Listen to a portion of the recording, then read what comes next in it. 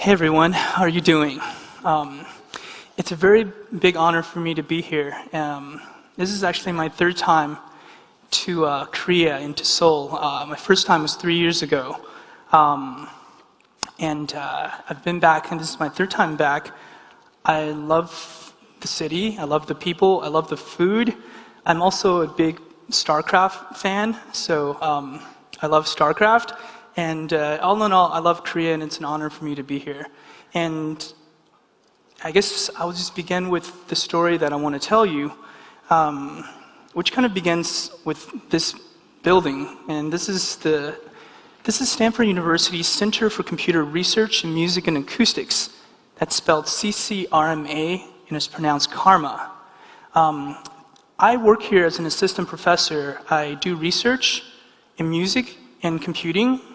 I teach and work with a wonderful group of people who work on everything from music cognition to signal processing to networked music to laptop orchestras and everything to do with technology and music. You can probably find some of it here in this building.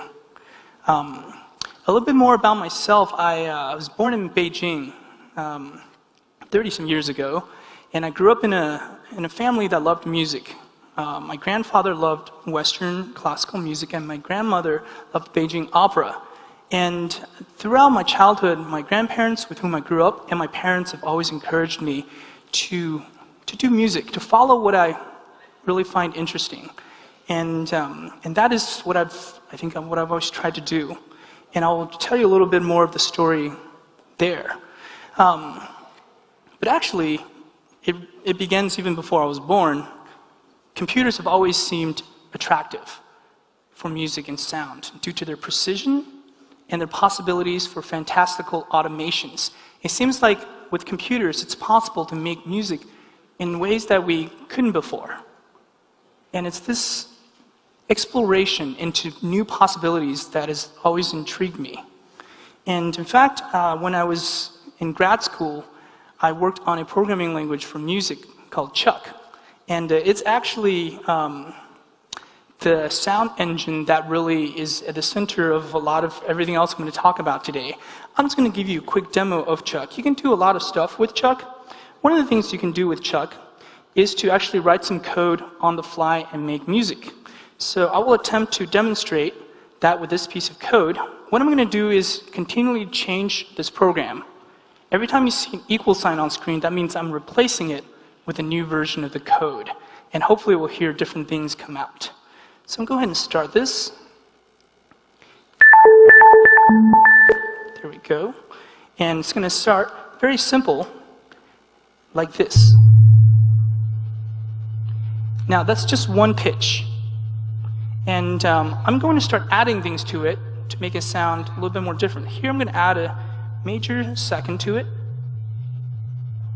And I'm going to start changing kind of the randomization of this pitch. And I'll start adding more things to it. A major third, a perfect fifth. And I'm going to start shifting this into a different register. And let's add a little reverb.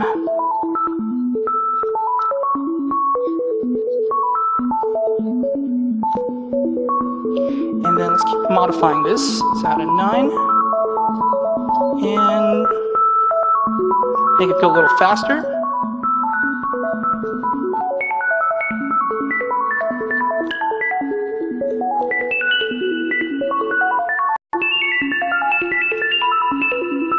And so for example, this is kind of a way with Chuck with which you can really experiment with sound. And because computers are so fast and powerful now, it's possible to really do this very quickly. And by changing the way we actually write programs for sound, we might actually, in fact, change the way that sound and music is made, and actually maybe even end up in new types of music. So this is just one of several things Chuck can do, and it actually is the sound engine to everything else that I'm going to talk about, one of which is the laptop orchestra. So I was very fortunate to work with the Princeton Laptop Orchestra from its inception. Professors Dan Truman and Perry Cook started the Princeton Laptop Orchestra, or PLORC, to explore a new type of what we call electronic chamber music. And the idea is to actually have a number of laptops and instruments made from those laptops. And then for each laptop, actually have a special speaker array that goes with each laptop. And the idea is that for each instrument that we create with the computer, we'd actually make the sound come out near that instrument, near the computer, much like, for example, like a violin or a cello. Naturally, if you play that instrument, the sound radiates from the instrument itself. It doesn't go from speakers, like actually in here, towards you. It comes from the artifact itself. And so this is what we try to do with the laptop orchestra, but in a large group setting. And when I got to Stanford, I helped to start the Stanford Laptop Orchestra, or SLORC, and these are speakers we created from it. And in fact, we built our own speakers. So this is how we did it, just to give you a quick story. We started with actually a wooden salad bowl. This is actually from IKEA. It's an 11-inch salad bowl. We turn it upside down. We drill holes into it, 6 of them per speaker. We then drill and also make base plates, route them, add speaker drivers to them. Inside, we would embed kind of 6 channels of amplification in these amplifiers. And fortunately, we had a lot of really awesome people working on this. And this is actually what we did with Spring Break back in 2008. And to this whole mix, you add laptops, you add software, you add a lot of other things, and certainly you add people, not least of all. And you have a laptop orchestra. And this is the Stanford Laptop Orchestra performing on stage at Stanford with musicians in Beijing, in this case, actually going over SoundWire, which is a project that explores high-performance audio over networks for musical performance.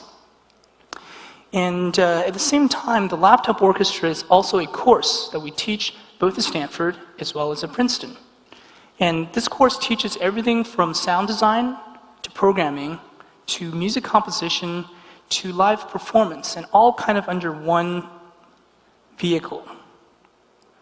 And we actually use a number of new instruments. In fact, all the instruments in the Laptop Orchestra we create essentially almost from scratch.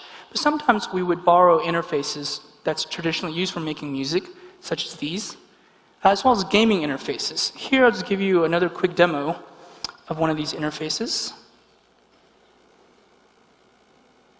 Let's see. And what I'm going to do is open this up. All right. So this is an instrument that's supposed to synthesize kind of a singing computer. And this joystick is a way to control the voice. So if I go, it sings. Now that's a kind of a very synthetic voice. It's not, no one's going to think that's a real person, but that's really not the point here. So when you squeeze this trigger and move it,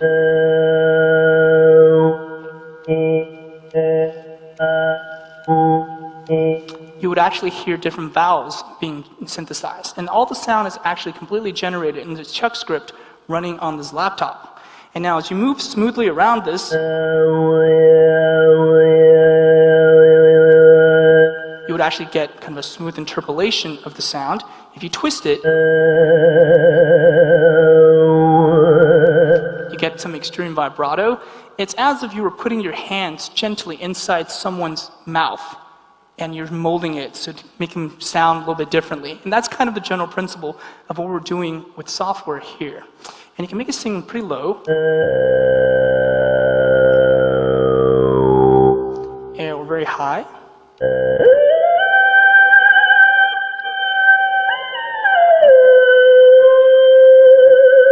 And you can do different melodies.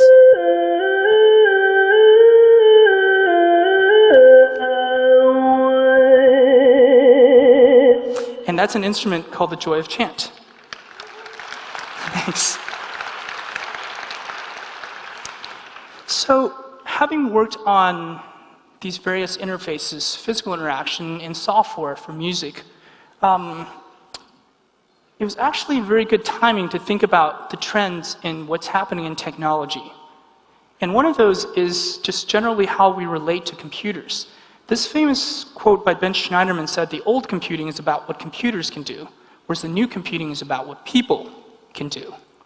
And this is something we've taken to heart when we actually design new technology, it's at the end of the day, we're going to be working very closely with technology. We create the technology to do some of these musical things. At the same time, we try not to ever forget that the technology is never kind of the end goal. It's what you do with technology and what you do and who you do it for. It's with this in mind that we actually started a company that spun out of Karma called Smule. And here is a company trying to leverage this trend in computing, and also in mobile computing, where these mobile devices are becoming extremely prolific, very powerful, and they seem like such a personal portal into the everyday lives of, well, all of us. And we wondered, what can we do on this platform to change the way people think about music, to change the way people play music and relate to sound? So the first thing we did is actually not a musical instrument. It's a kind of a toy for sound. And it's called the sonic lighter. And I'm going to try to demo it for you here. So the sonic lighter looks something like this. And it will respond to your touch. And if you turn it too far, it's actually going to burn the side of my phone. And there are other physical interactions you can do with this. For example, if I blow into this phone, I can blow it out. Let me show you again. All right, so it's a little bit of technology, a little bit kind of a parlor trick made with technology. And we're really there's actually a little Chuck program that's running inside this iPhone, inside this software, that's detecting and tracking the amplitude of the sound coming into the microphone. And that is what's actually modulating the flames. And beyond a certain threshold, it's going to extinguish the flame. And there's one more thing you can do with sound. And that is, if I have two sonic lighters here, I throw this first one into kind of this blowtorch mode. I can light the second lighter. So I'll show you again. That's actually also done with sound. There's another Chuck script that's sending a very special and fairly soft signal that it's barely audible. That's actually this is looking for. Once this detects that signal, it's going to ignite.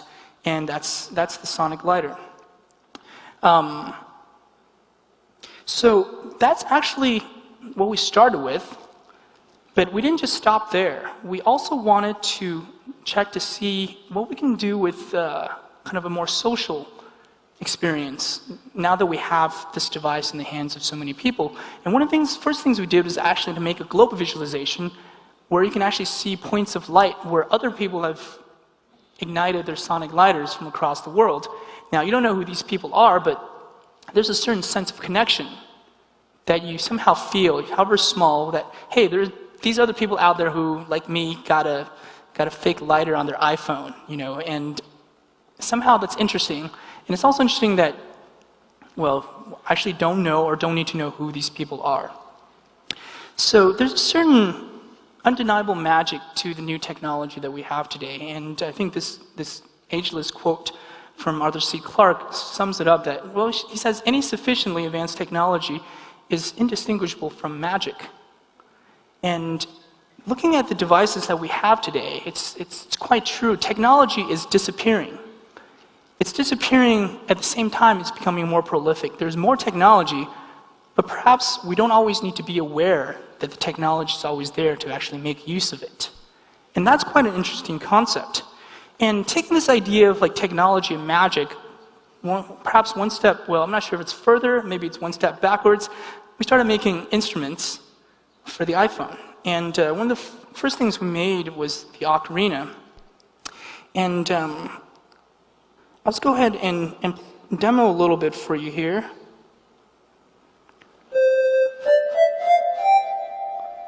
And it's interesting to note that actually, when we launched Ocarina, it was in the November 2008. I was actually here in Seoul giving a talk. And I was actually doing interviews with the press and everything from my hotel room. And it was, so it was actually in Seoul that I first demoed the ocarina almost 3 years ago, and it's good to be back. So with this, you can actually play a number of melodies.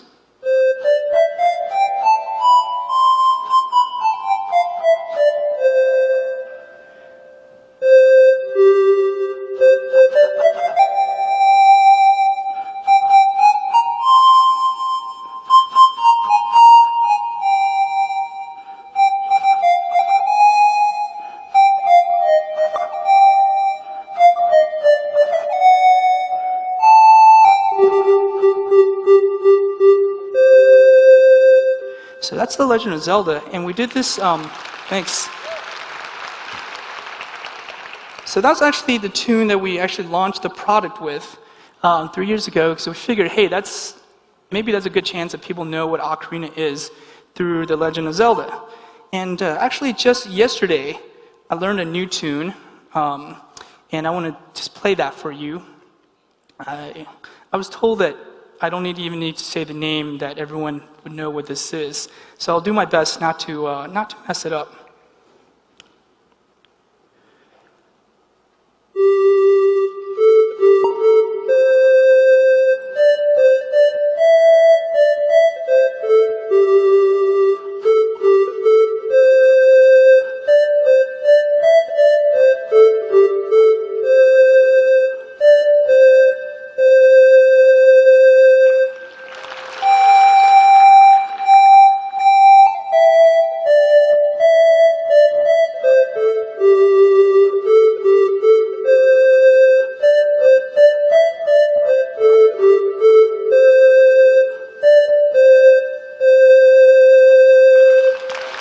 Thank you.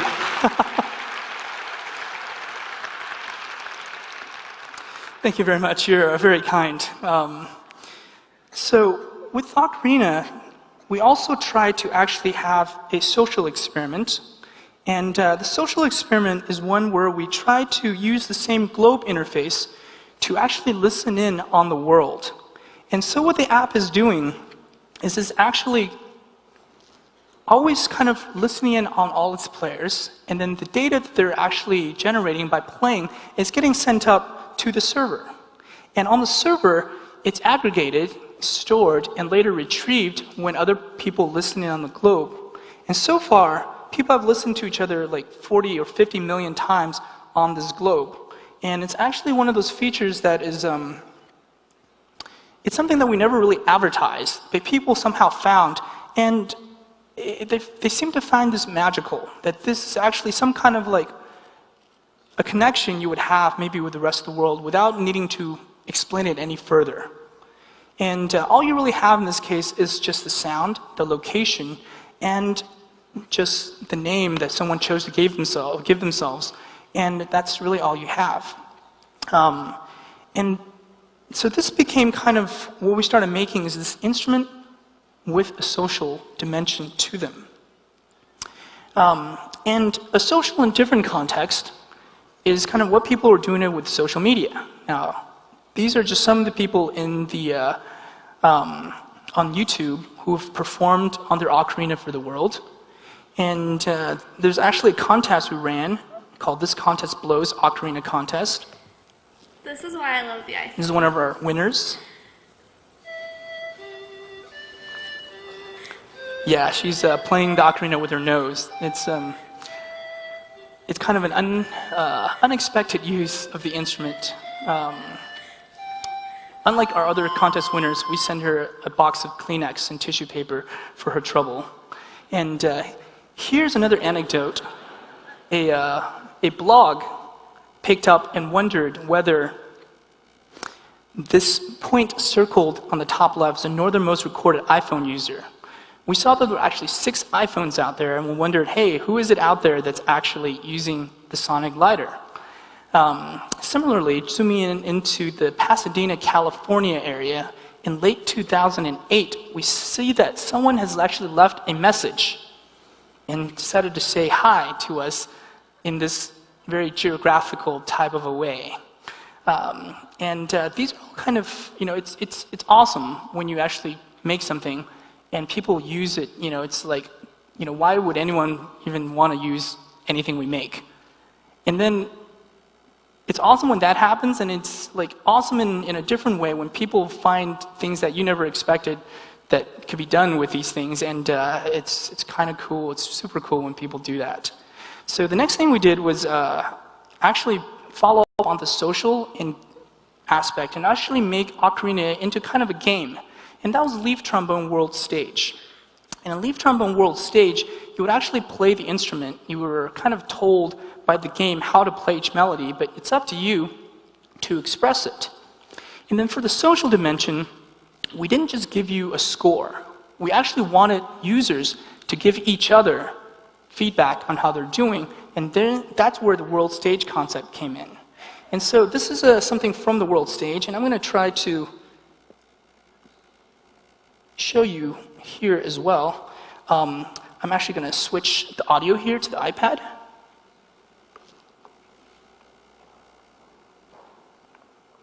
Okay.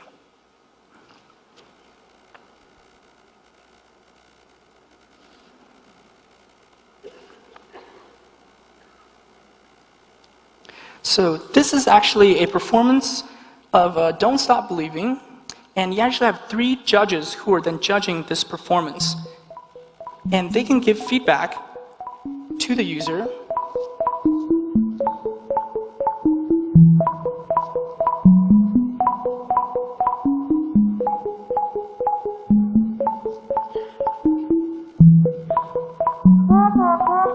Okay, so that's a leaf trombone.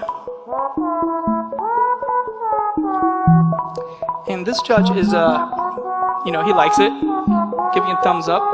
This judge has got the lighter out. So that's a good sign. Another thumbs up. So, you know you're doing well when everybody's got their lighters out.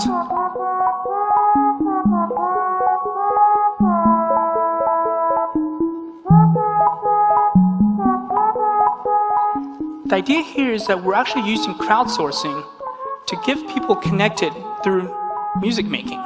And in this case, a computer is powerful, but it seems like people still are the best judge in terms of, well, if a piece of music sounds good, interesting, humorous, ironic, what have you. And the role of technology in this case was not so much to make that decision for people, but to bring people together.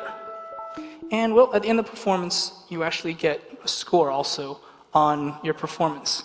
So that's the world stage. Some stats from this: 6,000 generated songs in leaf trombone, 700,000 performances judged by more than 800,000 users. These are some of the songs which are popular. And looking at the most prolific composer, they've composed 177 songs on this. The most prolific performer performed 2,600 times, and the most prolific judge judged more than 10,000 sessions. That's a lot of time spent in this app. And this is something that people are just doing because, well, it's a game, and they're actually contributing their mental computational cycles to doing something with music. At the same time, at Stanford University, we're continuing our research alongside with what we're doing at SMUL with things like the Stanford Mobile Phone Orchestra, or MoPho. Here we wear speakers on our hands through these gloves, and we explore both traditional concert settings in terms of performances, but also we also explore new ways to make and compose music, ways that potentially are not necessarily at the same place or at the same time, but could be spread out both in space and time. And we're continuing to make new works and compositions there. And drawing back and forth between the academic and the commercial world, we really start making things that take on both things from the laptop orchestra as well as kind of products and games that people might enjoy. So here is the magic piano and the magic fiddle. Here, graduate student Juno and myself are actually playing a duet on our iPads on the fiddle. And here the St. Lawrence String Quartet, this world-renowned string quartet, is actually playing a quartet on their iPads. And then there's T-Pain.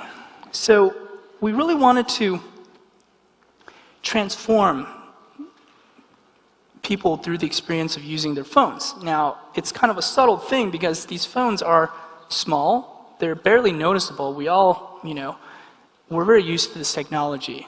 So it seems like that's an opportunity to get people to do something new, and perhaps even transform it. So I'm going to actually give you a quick demo of this. I'm going to change audio once more.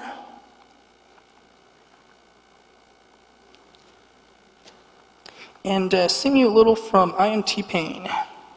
So if we can also turn off this mic real quick and check. Yeah, hey everybody, how's it going? Yeah. All right.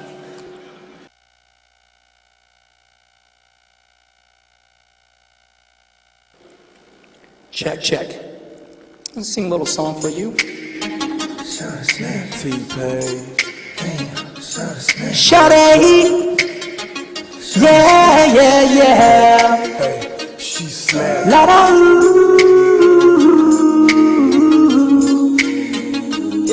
Snap your fingers, do your stuff. You can do it all by yourself, baby girl. What's your name? Let me talk to you. Let me buy you a drink. I'm T-Pain, you know me. Convict music, nappy boy, ooh-wee. Know the club, close at 3.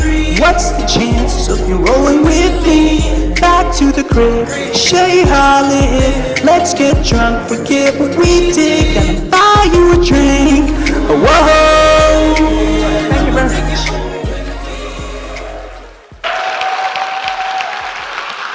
Thank you. That's. I would probably not have the courage to do this on stage if it weren't for actually this auto-tune and the fact that I'm actually on this phone. So that's kind of what these apps are meant to do, is to get people out of their potential inhibitions, everyone, and start making music. And to do it in a very, in an easy, natural way. It should be, making music with your phone should be just like picking up the phone and calling your best friend. It shouldn't be any harder than that. So I want to leave you with one quote and just one more sound snippet. And this quote is the following: "The most profound technologies are those that disappear. They weave themselves into the fabric of everyday life until they're indistinguishable from it." And I think it's worth noting that in some sense, this is very much the direction that technology is heading. I wonder what that means. And another example is one from the Glee karaoke app. And in the wake of the earthquake and tsunami disasters in Japan, a user in Tokyo started a version of Lean On Me. And since then, she's gotten more than 4,000 people to actually join in and contribute their voice to this single rendition of the song. And this is what it sounded like at about 1,000 users.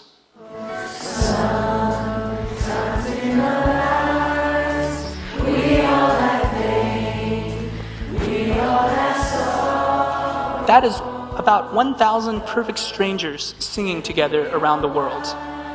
And we didn't really know if our technology would support this, but actually it did. And it's one of those things that is unexpected. But people kind of found a way inside this app to actually express themselves.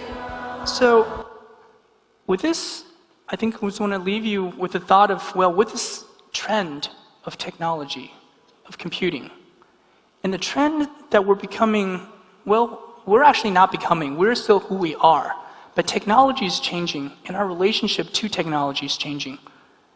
What does that mean for the future of music and how we might connect to each other through music and technology? Thank you very much.